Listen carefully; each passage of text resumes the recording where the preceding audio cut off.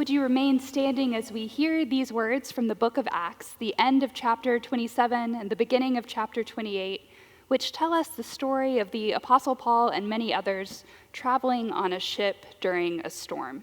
Hear these words. In the morning, they did not recognize the land, but they noticed a bay with a beach on which they planned to run the ship ashore if they could. So they cast off the anchors and left them in the sea. At the same time, they loosened the ropes that tied the steering oars, then hoisting the foresail to the wind, they made for the beach. But striking a reef, they ran the ship aground. The bow stuck and remained immovable, but the stern was being broken up by the force of the waves. The soldiers' plan was to kill the prisoners, so that none might swim away and escape. But the centurion, wishing to save Paul, kept them from carrying out their plan. He ordered those who could swim to jump overboard first and make for the land, and the rest to follow, some on planks and others on pieces of the ship. And so it was that all were brought safely to land. After we had reached safety, we then learned that the island was called Malta. The natives showed us unusual kindness. Since it had begun to rain and was cold, they kindled a fire and welcomed all of us around it. This is the word of God for the people of God. Thanks be to God. You may be seated.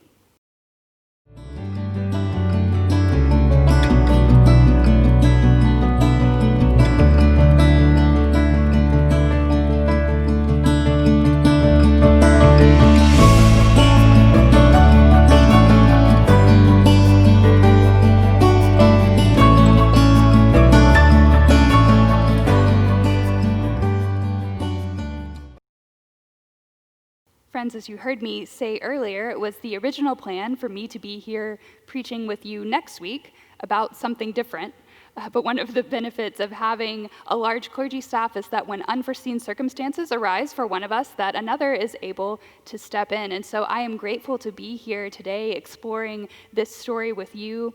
It's always fun for Pastor Jennifer and for Anne and myself when we get to have all women leading together in the chancel. We cherish those days, and so I am grateful to be here with you today. We're in the second week of this series along the way where we have this really unique opportunity to take stories of the life of Paul that we find in the book of Acts and to place them alongside more current stories that have been courageously shared with our clergy and our media team by members of our very own congregation. We get to see what sort of truths God has to teach us through both those ancient and more recent stories, and to discern the larger story, God's narrative of salvation, in which we all play a part. Last week, if you were here, if you joined us online, you heard Pastor Victor speak about stories of transformation, and today we think together about stories of provision. As you might guess, those verses that we just heard from the book of Acts are the culmination of a much longer narrative, a much longer story. Because at this point in Acts, we're almost at the end of the book, and Paul is on his way to Rome on that ship. It's a place that he's been wanting to go, but he's actually on his way there not as a missionary per se, but as a prisoner.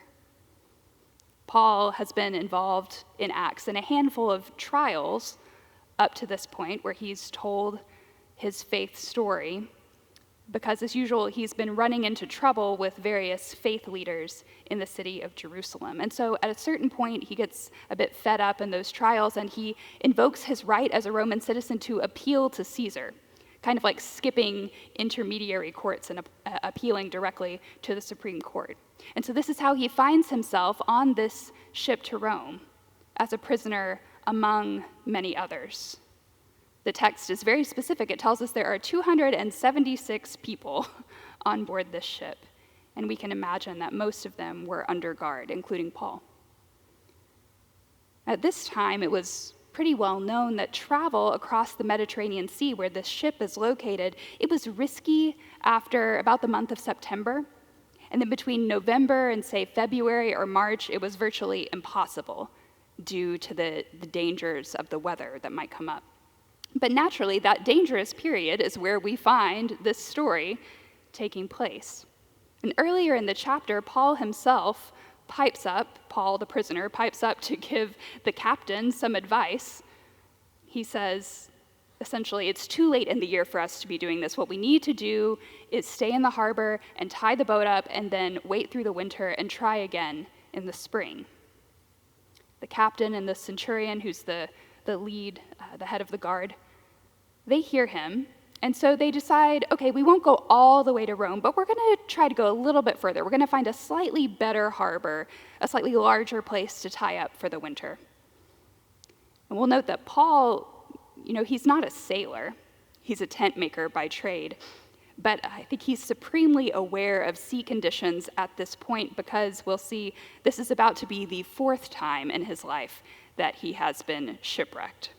So at the very least, he has learned a few things by now. So the ship leaves the last port, again, not with the intention to go to their final destination, but just to go a little bit further. And of course, immediately, they are overtaken by a violent storm, by a wind that is so strong that it catches them in such a way that the sailors quickly lose control of the ship. They have no ability to control which way they're headed, where they are going. The ship is totally at the mercy of the wind and the waves. And Luke, who's narrating the story, tells us that just by the second day, the wind has become so violent that in their fear, they are forced to throw almost all of the cargo, all of the goods they're carrying, almost all of the food they're carrying overboard to lighten the ship. And by the third day, they have to throw the ship's tackle overboard. Now, when we hear that, we might think about fishing, but the ship's tackle was the rigging and the ropes that allowed them to make certain maneuvers and to move the cargo about on the deck. Even that vital piece of equipment, they were forced to throw overboard. What this is meant to convey to us is that things got really dire really fast. And Luke ends that section where the storm comes upon them by saying these words: "When neither sun nor stars appeared for many days, and no small tempest raged, all hope of our being saved was at last abandoned." We remember throughout Scripture the sea represents chaos, as opposed to God, who is the one who brings order to chaos. The sea is chaotic, it's unpredictable, it's the unknown. In biblical understanding of the past, the sea is where monsters dwell. It's where Jonah was swallowed up by that giant fish. And it's where Jesus calmed the waves, which is certainly something that those in the boat who follow Jesus would have been praying for about this time. But the ship is adrift in that sea of chaos for 14 days, 2 whole weeks, with the inability to control what's happening to them. 276 persons, many of them captives. For 2 weeks, they eat very little, if they eat at all. There's no one coming to save them, Luke says. There's no provision, no hero on the horizon. All hope of our being saved was at last abandoned. Have you been there? Have you been there when the sky stays dark and the storm won't seem to let up and there's no land in sight? Have you been there when everything is chaos and there's no hope for order, there's no hope for peace, there seems no hope of rescue? I bet many of you have. And if not you, then someone that you know and love knows this story all too well because they've lived it. Salvation in this story, it doesn't come in the ways we might expect, the conventional ways where we might think this is how the characters will pull themselves out of this trouble. This is how they'll be rescued. Because by the time we get to the end, to the actual shipwreck itself, they've thrown that rigging overboard. They've cast away all their cargo, including the food that they had left. They've cut the lifeboat loose because a few sailors decided it would be a good idea to try to sneak off on their own and save themselves. And even the thing they've been hoping for, the breaking of day, the dawn, the sight of land, even that doesn't turn out to be a comfort, because when they glimpse the land, no one recognizes it. They don't know that shoreline, these sailors. They don't know the bays. They don't know the inlets. They don't know the ins and outs, and they're unsure if they can safely bring the ship to land at all. Salvation doesn't come in this story or often in our own stories in the ways we anticipate. But what I love most about this story is that there's no one moment of salvation. There are many small moments. There are many small, dare we call them, miracles. And the miracles are simply moments of faithfulness, moments of faithful response to God by people. It's the culmination of those moments that brings them deliverance. Because just as Luke has proclaimed that all hope is lost, we see Paul stand up, again, Paul, a prisoner, stand up and address the ship and convince everyone there to eat a meal, something they haven't done in weeks, assuring them that he has received a word from God, the God he follows, the God he serves, that he has received a word that even though their ship will be lost, not one person will perish. We see Paul share a word. And we see the sailors take a leap of faith as they cut the lines of the anchors and they leave them in the sea and they head in toward that shoreline that they don't know, trusting that there may be some way to bring the ship close enough to land. We see the centurion, who earlier in the chapter is given a name. His name is Julius. We see Julius stand up to the other soldiers when they want to kill all the prisoners to keep them from escaping, because early on, Julius formed this unlikely friendship with Paul, his captive. And Luke says that Julius was kind to Paul. Because of that relationship, all the prisoners survive. And then when they finally reach the shore, we see the natives of Malta offer this incredible hospitality to the ship full of strangers who, for all they know, could have been coming there to harm them. They keep them alive. Because of all these moments of faithfulness, and likely because of many more that are not recorded for us, all of them are saved. Not one is lost. It's a dramatic story, all in all, the shipwreck and everything that leads up to it. But what catches my attention most of all in the storm and all the drama, what catches my attention are these lines of human choice and human connection that run through the story to bring us to the conclusion. These lines of human choice and human connection inspired by God. And that same is true for another story of provision that we had the blessing of hearing from two of our own members who found themselves faced with choices in the middle of a different storm. Let's take a look.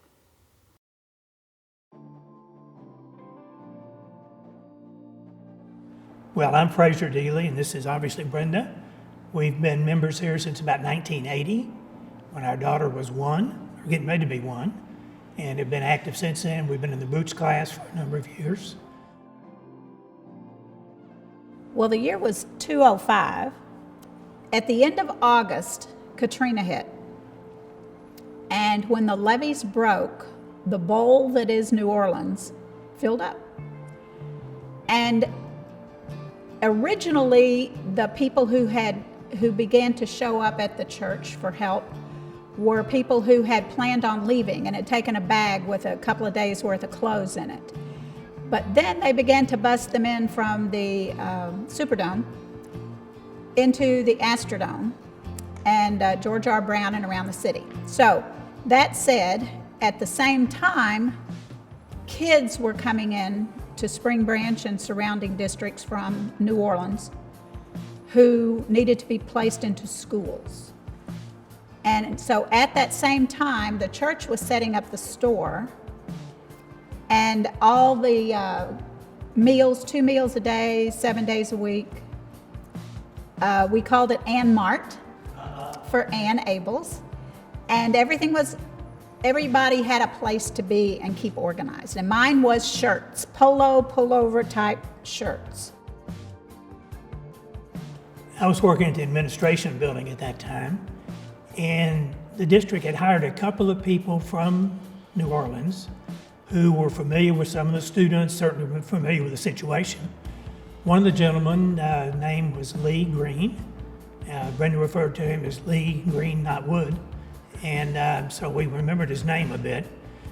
But he was short of clothes. He was one of those that had moved out with the intent I was going to be back in 2 or 3 days. So I called Brenda about some shirts. I reported that he needed some XL shirts. She said, yeah, we've got some right here. And I said, he's looking for some beds. I said, we'll check on that later. So we get here. My tailoring needs were not very accurate. He needed 4X shirts or 5X shirts. Brenda said, we don't have any at this time. So she's in there working. I said, well, let me go back and see about some furniture. So Kim Kennedy was back in the gym coordinating the donations of large items. As I'm talking to Kim, I said, Kim, he needs a couple of beds if we can get him. He's got 2 daughters kind of sleeping on mats on the floor. He said, we don't have any right now. We've got them all out. If we get some, I'll certainly give you a call. As we're talking, a lady comes up to Kim, not part of our conversation, has no idea what we're talking about. Whispers into Kim's ear, I've got 2 beds I need to do something with.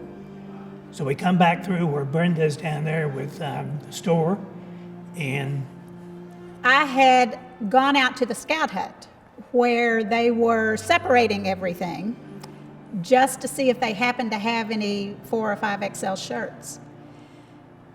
And it's hard to describe how many random vans and U-Haul trucks appeared in this parking lot from churches all over the country whose congregations had filled them with supplies.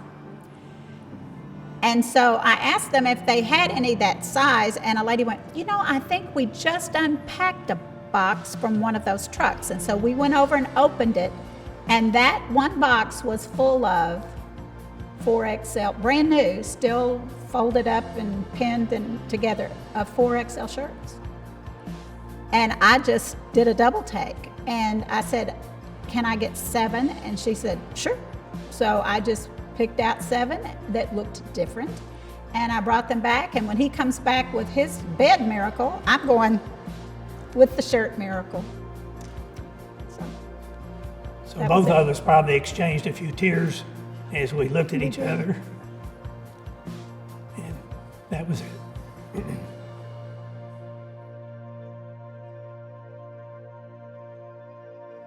Well, I know people have different opinions of what God does from day to day. My personal opinion is He gives us choice, and we do things, but then He meddles in our business sometimes. And that day, I was still convinced, that somehow or another, He provided the beds, He provided the shirts. So I think as we have gone through life since then, I've seen other God moments occasionally, and it just brings me back to that particular day every time. I don't know that I've ever had such a specific, just being in a place where I was sorting shirts, and that became a moment for God to reach out and help someone that may have never found his way to Memorial Drive had Fraser not talked to him at the ad building. So you never know when just talking to somebody can really make a difference in their lives.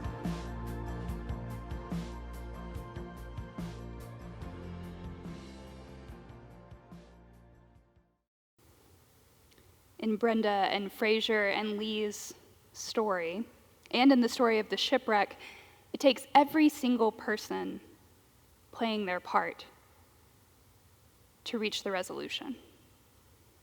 If every person had not responded to the nudge of the Spirit, whether the Spirit was asking something large or small. If every single person had not responded to the call of the Spirit along their own path, along their own way, then there would be no happy ending. If Julius had not befriended Paul early in their knowing each other. If Lee had not spoken with Fraser in such a way that Fraser would learn about his needs. If the people of Malta had not welcomed the survivors and kept them alive by offering them food and shelter. If Brenda had decided not to run out to the scout house just to make sure they didn't have shirts in that size. If that church trailer with the shirts and the woman with the beds hadn't been moved to bring their donations at that particular time, then neither of these stories would have the endings that we celebrate today. Friends, the beauty here is that no single one of us is the hero. God is the hero. God who brings order to our chaos, who makes a way in the wilderness, who levels the mountains and makes the rough places a plain, who brings streams of water in the desert. God who gives us to one another so that everyone can receive what they need if we listen and if we respond.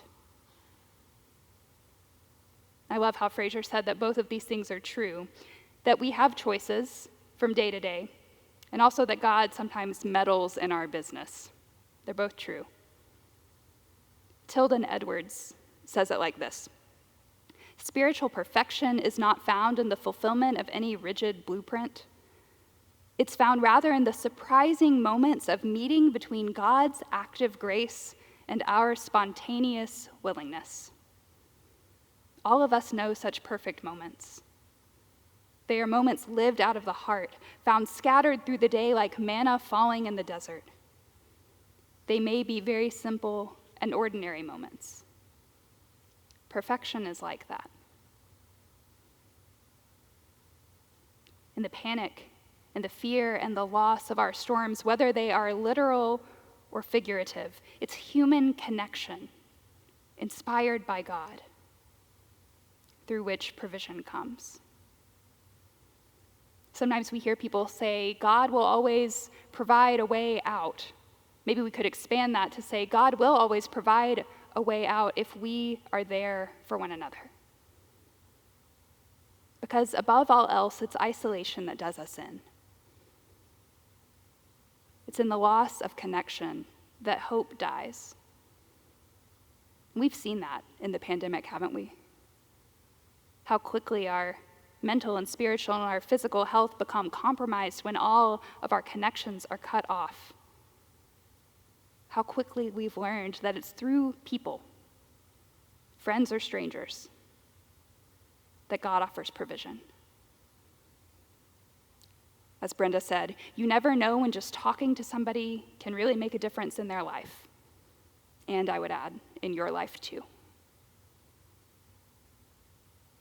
So the miracle is not something that comes out of nowhere, drops into our laps out of the sky. The miracle is what God allows us to be and to do for each other. The miracle is what happens when we allow God to use us for each other. The miracle is humanity receiving God's direction, ready to respond, ready to reach out, ready to offer a word or ask a question. The miracle is that when we all give something, there will always be enough. May it be so with us in times of storm and in times of peace. In the name of God, our Creator, our Redeemer, and our Sustainer. Amen. Friends, in just a moment, we'll stand and sing together our closing hymn, Great is Thy Faithfulness. Joining the church looks a little different these days, and Jennifer will speak more to that in a few minutes. Normally, we receive members here at the front, but there are still ways that this invitation to membership is being offered in ways that look different.